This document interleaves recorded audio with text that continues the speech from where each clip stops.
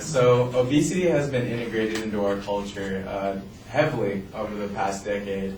And some examples of that, you see Jared on the Subway commercials telling him to eat sandwiches and it'll make you thin. Or you see P90X commercials or Chuck Norris selling total gyms at 3 a.m. in the morning.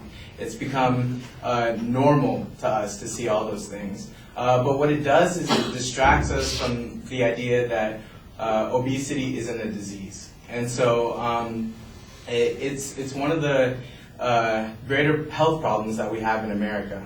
And there's a certain piece of legislation that I'm going to talk about today in Alabama.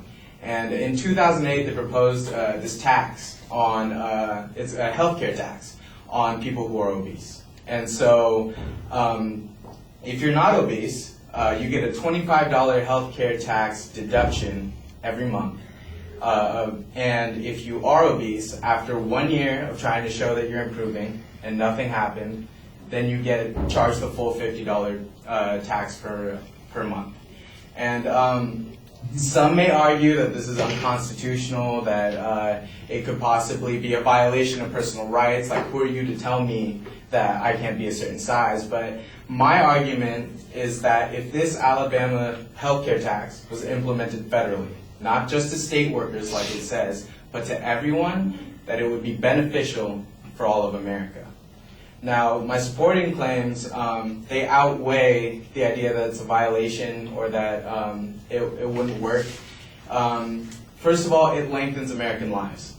And second, it leads to happier Americans. And third, which is a key point, is it lowers costs for the healthcare system and the economy. So to my first point about lengthening American lives, obesity is directly related to cardiovascular disease, emphysema, diabetes, and strokes, and the list goes on and on, right? So if this healthcare tax passes, then everyone has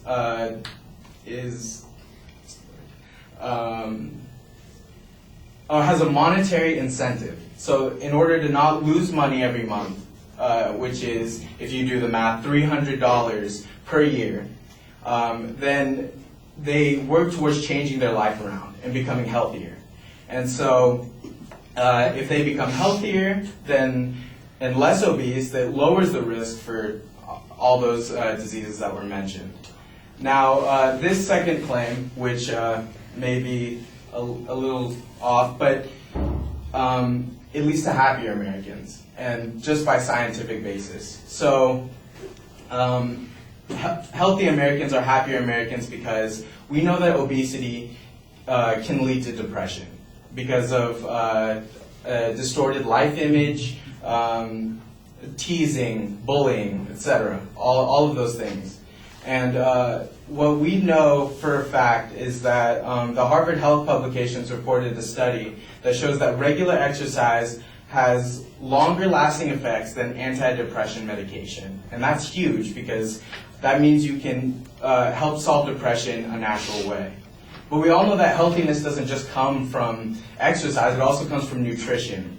And in a separate study that talked about, from UC Berkeley, said that a third of the American diet is now junk food. And that is detrimental to our health because it doesn't have the necessary nutrients and vitamins that we need for healthy brain activity. To my final point about costs, it is the costs are huge, and it's more than people actually think about because they think about just healthcare.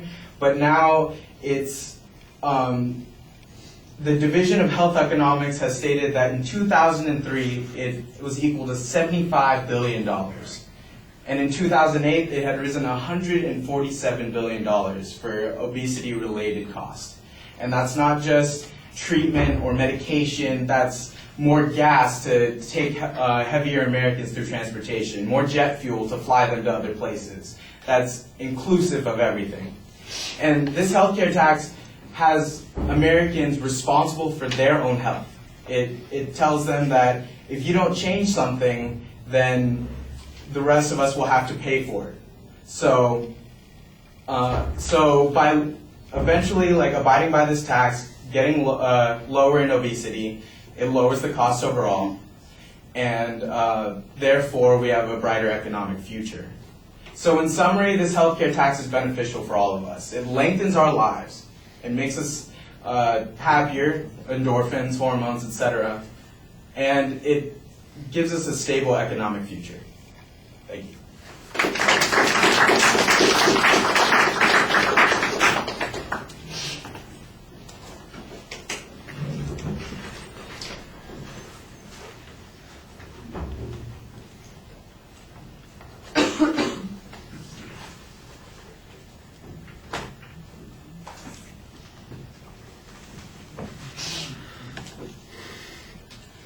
Well, we know the subject. You give us some background. I think you need to be a little bit clear about what Alabama's policy is. I haven't looked into it. I think that it sounds to me like it's more like a fee that they're charging state employees toward their health care than it is a general tax on the population. If it is a general tax on the population based on obesity, I don't know how you do that. You know, when you file your state income taxes, do you take a picture of the scale that you're standing on with a picture of the newspaper next to it? I mean, I have no idea how such a thing could be administered. The other thing seems to me to be more likely to be the case that you're talking about. What we need, though, here is some information that talks not about the need for something to address obesity, because I don't think there's much controversy on that, and you go through the litany of issues that are problematic for people who are obese and for the culture in general, healthcare costs and general costs to others as a consequence of obesity. So, like I said, I doubt that there's really any controversy on that. The real controversy is whether or not a fee imposed by the state would be sufficient to change people's behaviors or attitudes and get them to, in fact, reduce their weight. Now, if this is a real tax in Alabama the way you've described it, then there ought to be some data on what the results are, and I didn't hear any of that. You mentioned bullying and depression, and I'm wondering how much more effective is a tax in encouraging people to lose weight as opposed to being bullied or being depressed as a motivator to lose weight. I'm not sure why you think the one is going to be effective and the other ones, which are so ubiquitous and are clearly ineffective, you know, that they're not going to be working the same way. I think you need to have a stronger explanation of that. I thought it was pretty well organized. There's a good preview at the beginning explaining us how you're going to develop the argument. And you've got a lot of data in the speech, although, again, I think it's mostly an inventory of the data as to why we need to do something about obesity, not an argument as to why this particular policy would be effective at it. And I think that that's where the weakness of the argument is. I do think that you have a very good presentation style that you're using. You talk to us for the most part. You've got good audience contact, and you're explaining things the best you can in that context, and I thought it was very easy to relate to you. All right, thank you.